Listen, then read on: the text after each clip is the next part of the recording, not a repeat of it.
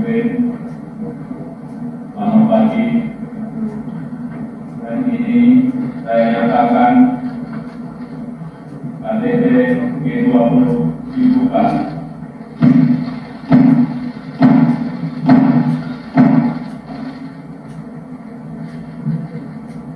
Selamat datang di Bali, selamat datang di Indonesia. Makan kehormatan bagi Indonesia untuk menjadi tuan rumah KTT G20. Saya paham perlu upaya yang luar biasa agar kita dapat duduk bersama di ruangan ini. Para pemimpin yang saya hormati, dunia sedang mengalami tantangan yang luar biasa. Krisis demi krisis terjadi. Pandemi COVID-19 belum usai. Rivalitas terus menanjak. Perang terjadi. Dan dampak berbagai krisis tersebut terhadap ketahanan pangan, energi, keuangan sangat dirasakan dunia, terutama negara berkembang. Masalah pupuk jangan disepelekan. Jika kita tidak segera mengambil langkah agar ketersediaan pupuk mencukupi dan harga yang terjangkau, maka 2023 akan menjadi tahun yang lebih suram. Ini saat ini dapat semakin memburuk menjadi krisis tidak adanya pasokan pangan. Langkah pupuk akan menyebabkan gagal panen di berbagai belahan dunia. 48 negara berkembang dengan tingkat kerawanan pangan tertinggi akan menghadapi kondisi yang sangat serius. Selain itu, kita juga melihat tatanan dunia dan hukum internasional juga sedang diuji. Yang mulia, hari ini mata dunia tertuju pada pertemuan kita. Apakah kita akan mencetak keberhasilan atau akan menambah satu lagi angka kegagalan? Dan saya, G20 harus berhasil dan tidak boleh gagal. Sebagai Presiden G20, Indonesia telah berupaya maksimal mungkin untuk menjembatani perbedaan yang sangat dalam dan sangat lebar. Namun, keberhasilan hanya dapat tercapai jika kita semua tanpa kecuali berkomitmen, kerja keras, menyisipkan perbedaan-perbedaan untuk menghasilkan sesuatu yang konkret, sesuatu yang bermanfaat bagi dunia. Yang mulia, Indonesia memiliki 17.000 pulau, 1.300 suku bangsa, serta lebih dari 700 bahasa daerah. Demokrasi di Indonesia berjalan dari tataran tingkat desa, pemilihan kepala desa, sampai tataran negara, pemilihan presiden, gubernur, bupati, dan wali kota. Sebagai negara demokrasi, Indonesia sangat menyadari pentingnya dialog untuk mempertemukan perbedaan, dan semangat yang sama harus ditunjukkan G20. We have no other option. Paradigm of collaboration is badly needed to save the world. We all have responsibility, not only for our people, but also for the people of the world. Being responsible means respecting international laws and principles of the UN Charter consistently. Being responsible means creating win-win, not zero-sum situations. Being responsible here also means that we must end the war. If the war does not end, it will be difficult for the world to move forward. If the war does not end, it will be difficult for us to take responsibility for the future of current generation and future generations. We should not divide the world into parts. We must not allow the world fall into another Cold War. Yang mulia, Indonesia berharap G20 dapat terus menjadi katalis pemulihan ekonomi yang inklusif. Di tengah situasi yang sangat sulit, G20 terus bekerja agar menghasilkan capaian konkret, mempersiapkan dana untuk menghadapi pandemi mendatang melalui Pandemic Fund, membantu ruang fiskal negara berpendapatan rendah melalui Resilience and Sustainability Trust, mendorong percepatan pencapaian SDGs, menghasilkan ratusan kerjasama konkret, serta mendukung pemulihan ekonomi dunia yang lebih maju dan berkelanjutan melalui Bali Compact mengenai transisi energi. Kita tidak hanya bicara, tapi melakukan langkah-langkah nyata. Akhir kata, mari kita perlihatkan kepada dunia bahwa kita dapat bersikap bijak, memikul tanggung jawab, dan menunjukkan jiwa kepemimpinan. Mari kita bekerja, dan mari kita bekerja sama untuk dunia. Recover together, recover stronger. Yang mulia, itulah yang ingin saya sampaikan sebagai pembukaan. Selanjutnya kita akan mulai dengan diskusi tertutup. Oleh karena itu, dengan hormat, saya mohon awak media untuk meninggalkan ruangan pertemuan. Terima kasih.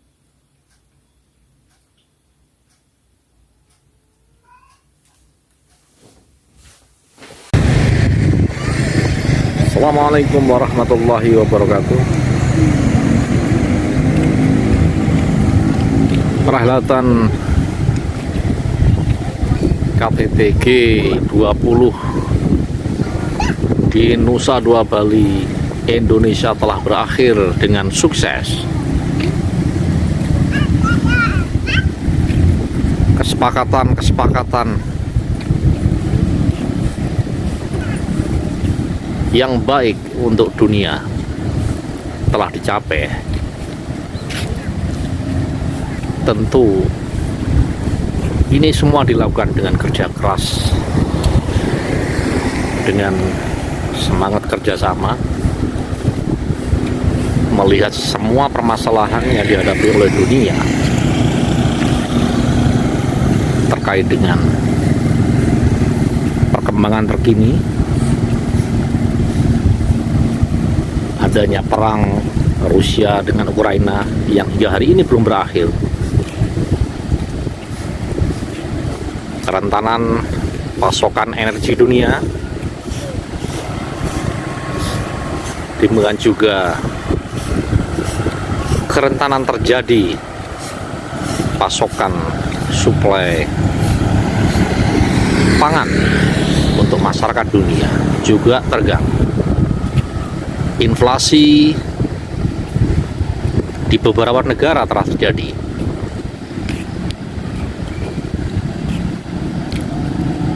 Tentu diharapkan KTT G20 memberikan kontribusi kepada dunia. Apa yang bisa dilakukan oleh G20 untuk kebaikan dunia ke depan.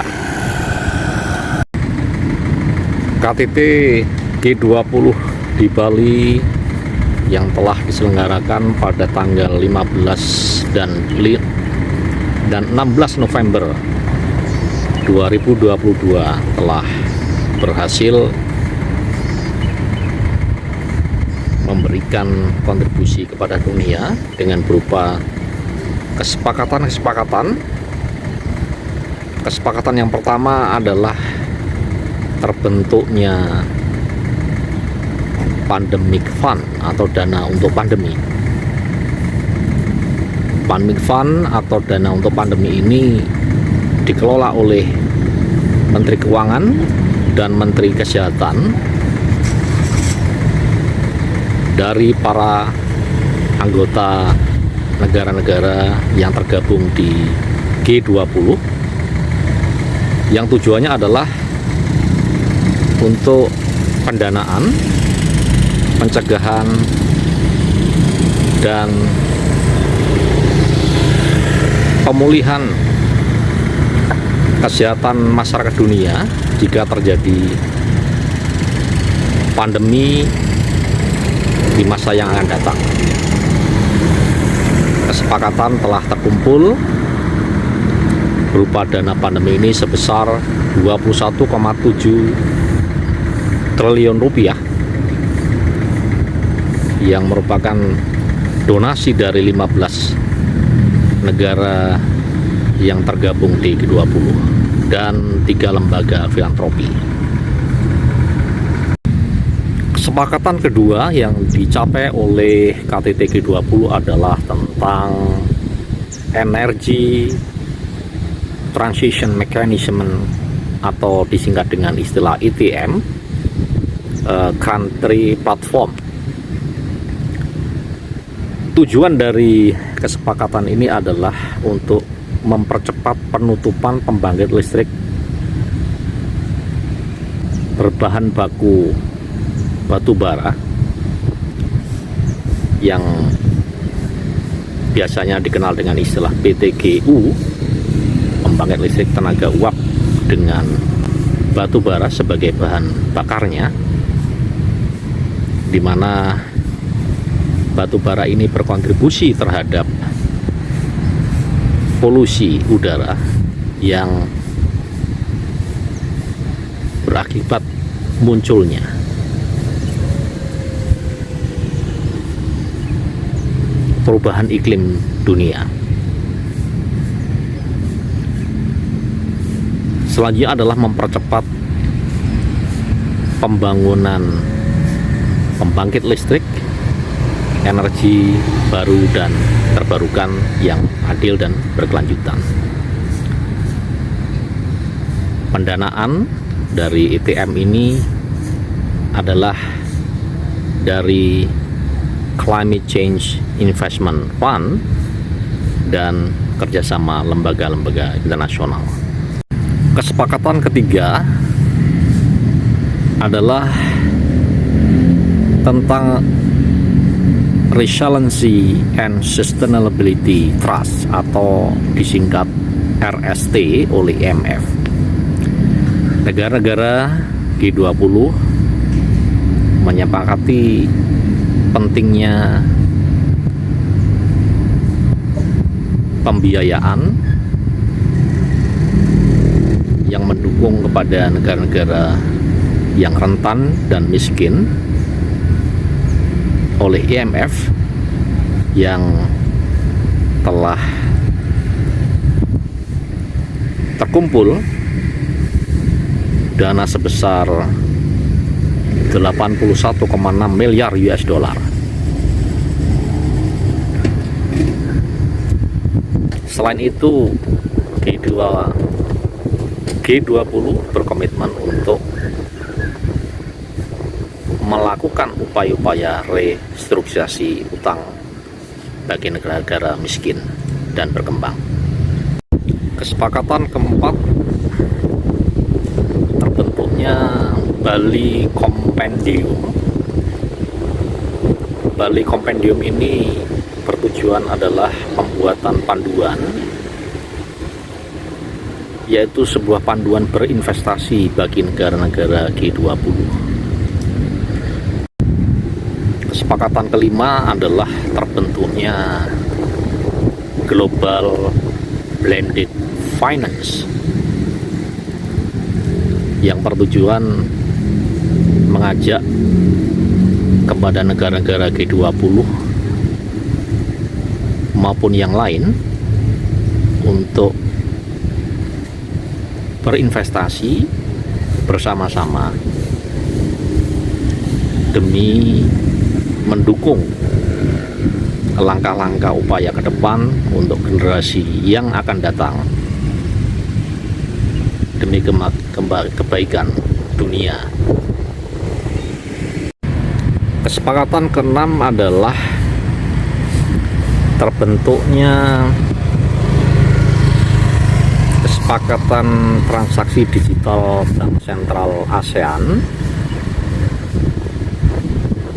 Bank Indonesia menandatangani kerjasama transaksi digital dengan bank sentral dari 4 negara, yaitu dari Malaysia, Singapura, Filipina, dan Thailand.